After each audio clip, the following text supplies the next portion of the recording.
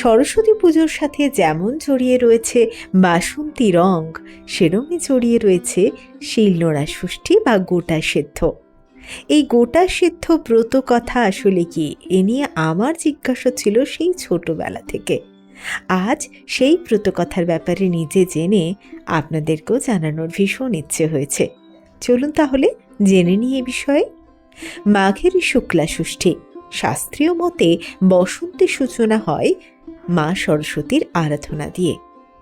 তারপরেই চলে আসেন কার্তিক পত্নী দেবসেনা, যাকে সবাই আমরা চিনি মা ষষ্ঠী রূপে। ষষ্ঠী তিথি গ্রাম বাংলা ও মফস্বলে পরিচিত শিলনোড়া ষষ্ঠী বা গোটা সেদ্ধ খাওয়ার দিন বলে। এর পিছনে রয়েছে এক ব্রত কথা, যেহেতু এটি শিলনোড়া আর উনুনের বিশ্রাম বলেও বলা হয়।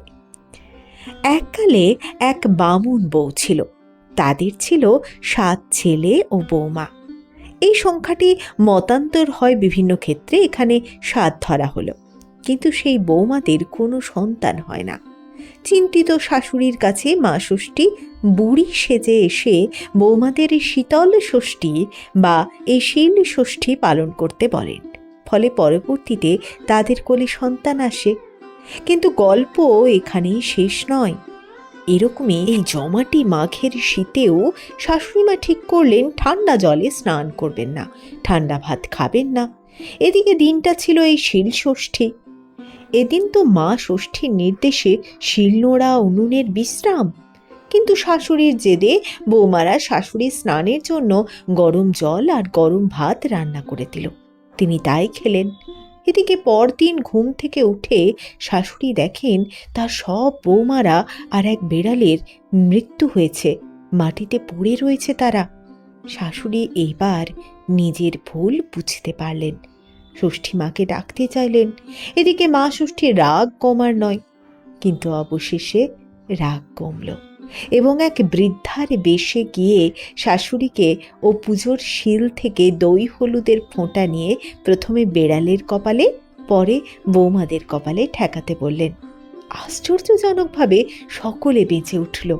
মাহাত্ম্য প্রচার হলো মা ষষ্ঠীর। এদিন গরম ভাত খেতে নেই, শিলনোড়ায় কাজ করতে নেই। পুজোয় আজ শিলনোড়াকে হলুদ মাখানো কাপড় জড়িয়ে তাতে সিঁদুর ফোঁটা দিয়ে পুজো করা হয়। দই হলুদ মাখানো সুতো সন্তানের হাতে তাগা করে পরিয়ে দেন মায়েরা। আর খাওয়া হয় গতকাল বিকেলে রেঁধে রাখা বিশেষ রান্না গোটা সেদ্ধ।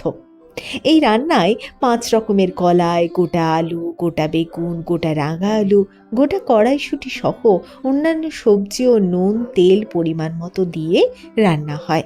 এটাকেই বলে গোটা সেদ্ধ, ঘটিদের অন্যতম প্রধান উপাচার। হঠাৎ এই ধরনের রান্নার কারণ কি? আপনারা দেখতে পাবেন এই সব সবজি একসাথে রেঁধে খাওয়ার প্রধান উদ্দেশ্য এই যে আবহাওয়ার বদল, তাতে শরীর যেন দুর্বল না হয়ে পড়ে, তার জন্য এই রান্না আলাদা শক্তি প্রদান করবে এই বিশ্বাস ছিল, যা আজকেও সমানভাবে প্রাসঙ্গিক। আজকের যান্ত্রিক সভ্যতায় শিলনোড়া পেয়েছে চিরকালের বিশ্রাম, তবে এই পুজো যেন অবলুপ্ত না হয়, মায়েদের আশীর্বাদ যেন অবলুপ্ত না হয়, এই প্রার্থনা করি। আর পরিশেষে স্মরণ করব সেই মা ঠাকুমাদের, যারা জীবনে অনেকটা সময় কষ্ট পেয়েছেন এই হেঁসেলে থেকে। আপনাদের সময় আমরা এই প্রযুক্তি দিতে পারিনি, হয়তো আপনারা হেঁসেল থেকে যদি অবকাশ পেতেন, আপনাদের স্বপ্নগুলো হয়তো প্রাণ পেত। আমাদের ক্ষমা করবেন যেখানেই থাকুন। এরকম আরও বিভিন্ন রকম কৌতূহলী তথ্য যদি আপনারা জানতে চান, তাহলে মেসেজ করুন। আমি নিশ্চয়ই পরবর্তীতে যতটুকু পারবো আপনাদের এই কৌতূহল মেটাবার চেষ্টা করব। ভালো থাকবেন সকলে।